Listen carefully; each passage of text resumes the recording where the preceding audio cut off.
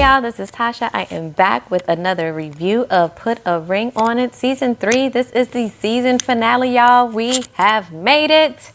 Thank you, baby Jesus. Before we jump into the review, y'all know what to do. Like, comment, and of course, if you are not already subscribed, hit that subscribe button below. Come on and join in of the shenanigans that's of the channel. Make yourself comfortable. Welcome. Let's jump into the season finale of Put a Ring on It. I'm pretty much assume all of us knew how this was going to turn out, but let's talk about it anyway, okay? Because I got some stuff to say, okay? I'm feeling some kind of way. So this episode starts with a group session. Of course, all the couples start to arrive, and then Shorty arrives by herself, and all the couples are like, what's happening? And then Kenneth comes in. He looks extremely hungover. Everybody's like, the energy is off. We don't know what has happened, but something has obviously gone down between the two of them. Dr. Nicole starts with Shorty and Kenneth and asks them to basically share what happens to the couple. So Shorty tells the group that, they are officially broken up because he was extremely disrespectful. He cursed her out. And then Kenneth, of course, jumps in and he just keeps going as he did before of, Shorty can't take a look at herself in the mirror. Pot calling kettle, sir. You obviously you're not doing the same either. Dr. Nicole reminds them of the point of the process, and basically whatever they learn in this dynamic will go into the next, because they themselves as people will go into the next one. So you still got to do that inner work on yourself if you kind of don't want some of these same things to show up in your next relationship. So she tells them, if they want to meet individually with her, they are more than welcome to, but right now their process has come to an end. Kenneth gets up and leaves, tells us in a confessional that he expected to be getting down on one knee at the end. And, this is crazy because he thought they was meant for each other. I don't know why, but okay. Shorty then takes off her mics and she goes to the producer and she asks him to basically make sure that Kenneth is all the way gone before she gets in her car to leave. She says she hoped the process would have brought them closer to a wedding. And I'm like, Shorty, no, you didn't. Not one time during this process that I really feel like Shorty wanted to marry Kenneth. Like, ma'am, no. But she says she will do the work on herself and be better in her next relationship. Back to the other couples, Dr. Nicole asks how their dates went, because y'all know Shay and Fonzo went on a date, but then Charlie and Otis went out on dates with other people. Shay and Fonzo talk about their date and said it was nice. They discussed the things that, need to be done to move forward. Shay says they still have work to do in the area of forgiveness and transparency. And Dr. Nicole then asks Fonzo about the call with his son's mother. He tells her, conversation, went great. I said this, I said that, and just completely glazes over the fact that baby mama was pissed and you act like it was all cupcakes and rainbows when you called her. So, okay, so of course Shay was all proud and she's like, he at least made the call, and I've come to realize that I just really can't control anyone else. He can't control anyone else, and basically if people still feel the way they feel, then it's okay and they may feel that way forever. And I'm like, but are you okay with that, Shay? Because I'm just saying that's the same issue you had before. I guess now you just come to the realization of, I don't care if they don't like me. I'm going to be with my man. But do you really feel that way? Like, could you really live like that for the rest of your life, ma'am? Otis says his date with Sheree was good, which we know the lie detector test said that was a lie. Dr. Nicole asks if he basically asked her on a date as tit for tat, or did he really want to know more about Sheree? He does not answer and basically says, I can't really remember if she went first, I went first, what happened? No, we knew that she went first and you did that just to be petty, okay? You did not care about Sheree and learning any more about this lady. So then Charlena talks about her date with Chris and said basically he makes her feel appreciated. She likes all the compliments. And I'm like, yes, Charlie, because that's all you wanted was compliments, somebody to dote on you. And that's exactly what Chris did. And that's exactly what Otis does not do. So, of course, in true Otis fashion, he has to diminish it and says, you get that from him because you ain't cursing him out. Otis, what progress have you made during this whole season? I'm just not seeing it, but we'll address that again later on. Charlie starts to cry and says she's tired of the arguing and she just doesn't want to do it anymore. Dr. Nicole asks Charlie, well, what makes you think forever is going to be different? And I was like, oh, that's the question you need to be asking yourself, Charlie. What makes you think forever is going to be different? And I quite frankly don't think it's going to be any different. She says it's something she has to think about and says it feels like nothing is working. Well, in that case, in my opinion, the decision is easy. If you're tired of arguing, you need to think about if what you're dealing with now you're going to deal with forever, and you feel like nothing is working, Leave. Leave. So Dr. Nicole this week wants the guys to go ring shopping and ask themselves, basically, is their partner truly the one? At this point, we know off the bat, Shay and Fonzo, y'all will go through with it and she will say yes. Y'all are basically engaged right now. But Otis and Charlana, y'all need to follow the lead of Kenneth and Shorty and leave each other alone. Anyway, Otis and Fonzo then show up to the jewelry store and Fonzo says he's nervous but happy to be on the road. Or better yet, the long green mile, as he said. Well, does somebody have you shackled that you have to propose to this woman? I don't think so. Otis says that Charlie saying no is a possibility. He has to accept that before going into it. Fonzo said, basically, I already have a ring. I just want to make some enhancements to the ring I already have. And he doesn't know what he would do if Shay actually told him no. Otis says he wants to be aware. Otis says he wants to be aware of what he can be doing wrong to really backslide him and Charlie. And I said, I don't think you want to be aware, because every time Charlie or Dr. Nicole or anybody has tried to make you self-aware, you come up with excuses and continue your terrible behavior. So no, you don't.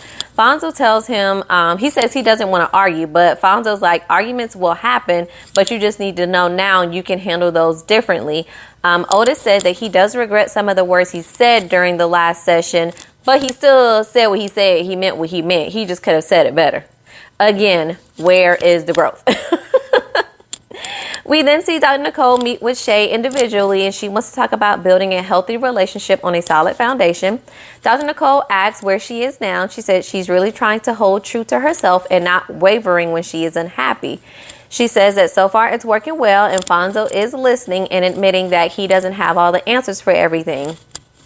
I guess that's progress, y'all. She says she has forgiven some parts of the situation and she realized she cannot continue to keep holding on to the past, but says she doesn't want to be hurt again. So Dr. Nicole really kind of reminds her, brings it full circle of, well, being in a relationship, you leave yourself to be hurt and you leave yourself to be open for love. Like, you just can't pick and choose which one. So you just got to be ready for anything if that's the route that you want to take. Dr. Nicole asks her if she realizes he will do some things to hurt her, and she says yes, and she has to accept that. She believes that they have gotten resolution around the areas she's been concerned about for so long. So other than him calling the baby mama, y'all, what else is going on and happened between the two of them that they made such progress? Like, Dr. Nicole then meets with Otis individually, and y'all, this man is a piece of work. He says he wants to discuss the progress they have made. And again, my question is, what progress, Otis? Otis says it's been good, and even the bad has been good, to show where they really need to learn, and that this process has brought them closer. He thinks that they are in a good place. The delusion, y'all. Dr. Nicole says that's not what Charlie says, and she says he doesn't have true awareness of the toxicity in their exchanges, and the pieces that are missing between the two of them are consistently missing. 1000% true, Dr. Nicole. So she says there are things between the two of them that may seem subtle in certain dynamics, but they really are big, and they don't feel that way at all. And I'm just like, Otis and Charlana, I don't know why y'all are missing this big picture of, y'all have not resolved anything, honey. The same issues y'all had before are the same issues y'all are now leaving this show with. Like, and Otis, how can you speak for the both of y'all when I feel like Charlie is always in your ass about what you're not doing, but you like, we don't feel that way at all. And he is just so thankful. It is not up to Dr. Nicole what they do. And again, y'all, why are they here? If they don't want to listen to the expert that they have here to help them, why are you wasting your time, our time, Dr. Nicole's time, TV time? Why are we wasting this time if you are hell bent on, I hear what you're saying, but we're going to do what we want to do anyway? Get off our TV with this. Dr. Nicole has to tell him yet again about their patterns and their possibility of long-term viability in the future. Otis is basically living in an alternate universe, and at this point, if Charlie stays with this man, she hasn't learned anything either. So back at Otis and Charlon's apartment, he is talking to her about the things Dr. Nicole said in the group session. She says she needs Otis to really hear her so they can move forward and get married. She asks what he thinks allowed his parents to stay married for so long, and he says communication, but of course they love each other, and he says, I really, really, really love you. I don't want to be with anybody else. And she starts to, smile, and she's just so happy. But love is not enough, sir. If love was enough, the divorce rate would not be as high as it is. If love was enough, the world will be a lot more loving place. But it ain't enough. It ain't enough. Like, sis, if you like it, I love it at this point, because you are just believing everything that he is saying, even though his actions not one time during this season or this experiment or whatever has matched up to what he is saying right now. And this epiphany that you've had just a day or two before, we're supposed to end this process and get engaged, I ain't buying it. Okay? I'm not buying it. So she says that they have to continue to work on what they both want. And if they work on that, they can move forward. And y'all just going to keep drinking the same Kool-Aid, and I don't care. We then see Shay's dad comes over to their apartment, and Fonzo wants to ask him for Shay's hand in marriage. He says before, when they got engaged before, he doesn't think they were ready, and now he wants to try again. Her dad said he wasn't sure if they were ready the last time either, and he asked him this time, are you sure? And he tells Fonzo that being married is a commitment mentally and physically, and no one can come between that. And he really has to also give Shay space to move and mesh so that they can ultimately keep each other happy. He tells her that they have come a long way with the talks they've had with Dr. Nicole, and he really feels that the major issues that they've had in their relationship have been worked on. Her dad asks basically about his family accepting her, and he says the tools he have learned will help him to blend the families. And basically, if his family wants to be a part of his life, then they have to accept her because it's going to be his wife, and basically they a package deal at this point. So her dad gives him his support, and I do think out of everybody on the show, I do think Fonzo and Shay have shown the most growth. The jury is just still out on me if the growth is real, or if it's just like, we're supposed to be at this place at this point in the show, so let's arrive, okay? But is it truly something that's going to stick with them long term? I'm just not 100% convinced yet. So then we see Otis in this god-awful, colorful shirt. He got some flowers for Charlie. He says today is the day. It's the perfect day. The sun is shining. The Lord is shining down his light upon them. And this is just meant to be. And it's going to be a great day. Or it could be the heat from hell coming down saying, don't do it too. It's a matter of perspective at this point. He says going into this, he liked where they were before. They just needed a little help to make things great.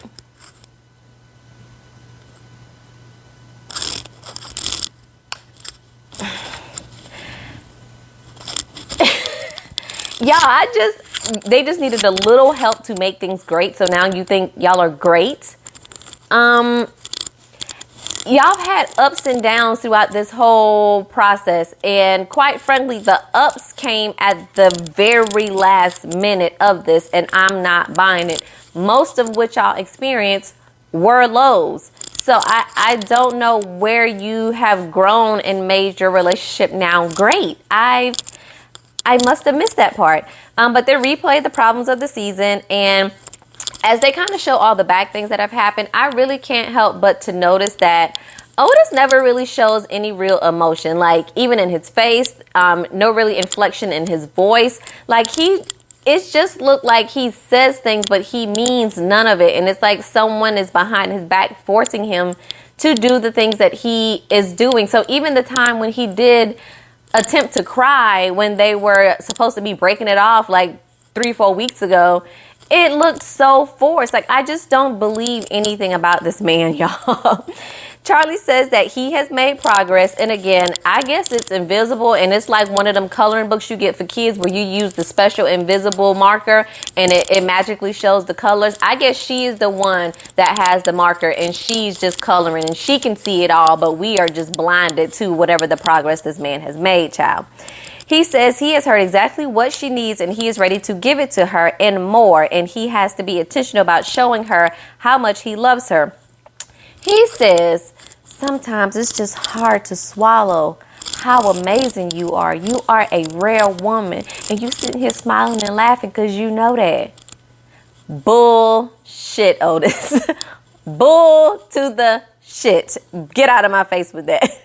He says his goal is to make sure she doesn't ever have to doubt him about that. And she is drinking it all in. And she says she is happy that he finally gets it. He gets what? So he proposes. Of course, she says yes. Like, we really knew this was going to play out this way. Folks just love toxic love. I ain't here for it, but if y'all like it, hey, do what you do. She says they have issues like any other couple, but they aren't going to give up on their relationship and they're going to continue to fight. So why are you here? I hate the excuse that people say of every couple is gonna fight, every couple is gonna argue. Yes, they are, but that does not fix or glaze over the true issues you have with this man, girl. Like, you just saying that to make yourself feel better and for you to not to look crazy to be saying yes, you're gonna marry this man because you out here looking crazy. So now it's time for Shay and Fonzo. He has a whole date night ready with the driver. Y'all know he got his chest out. He got his diamonds on. She says something serious is going to happen, but I just don't know what it is. Shay. The acting that these people be doing sometimes gets on my nerves. So they show up to a hangar and they're going on a helicopter ride and they recap all of their moments together as well throughout the season. She says he has done everything he needs her to do and it's just one final task that he needs to do to show her that he want to be with her as much as she want to be with him. So they land the helicopter, the doors of the hangar open, and he has a whole setup with a red carpet, roses, nice table, chairs. Like, Fonzo, I may not care for him that much, but Fonzo know how to put on a show and know how to do what needs to be done, okay? Because this right here, I was here for it. This was everything, okay? So he tells her that, you know, he loves her. She means everything to him, and he really thinks the results between the two of them have been great. He thinks there was reasons that things really did not work out before, and he thinks they should give it another try, and then he pulls out the ring. And I was looking around like, is this supposed to be the proposal? Is this the proposal? You don't get down on one knee. You just say you think we should try it again? What? You do all this elaborate setup for you to just say you think we should do it again? Oh, baby. You need to give me more than that, sir. Fonzo. So, of course, she says yes. He pops open the ring. The ring is ringing. It ain't necessarily my style. Like, it's a bit too much for me. But the ring is ringing, and she loves it, of course. She says she didn't think they would end up engaged, and she thought Fonzo would just quit. Shay, nobody believes that, not even you. We knew you would marry this man no matter what happened. She cried. She isn't wearing waterproof mascara or eyeliner, and she just says it just means so much for him that he has just, you know, he's been speaking to his family, and I just love him, and I'm so happy. And I'm like, okay, Shay, okay. But that was the end of the episode, y'all. Next week, we actually see they have a reunion, and child, Charlana is pregnant. Shay tells us that her and Fonzo had separated because I guess he wasn't honest and didn't tell her everything. But I'm sure they're back together by now, child. Kenneth's still out here ready to show his ass on national TV. And then y'all remember old girl that Otis had slid into the DMs or whatever. She is back and she is giving us some tea about, you know, Otis, the things that he has said and that they had actually, I believe, met up and stuff. Girl, this is going to be ghetto and I'm going to watch it. I'm going to watch it. I will be back to talk to y'all one more time about this nonsense because I'm like, Charlie, that's what you get. Now you're going to be linked to this man forever because you fitting to have his baby and you didn't give time for the process to truly work for him to really show everything that he has done to improve himself. Now you're going to be out here every other weekend having this child. Girl. Y'all, so we gonna watch the reunion and we gonna be back here one more time to talk about these damn couples, and then this season will officially be wrapped. Please leave your comments below on how you felt about this week's episode and we will chat it up there. Until then, I'll catch y'all next week. Peace.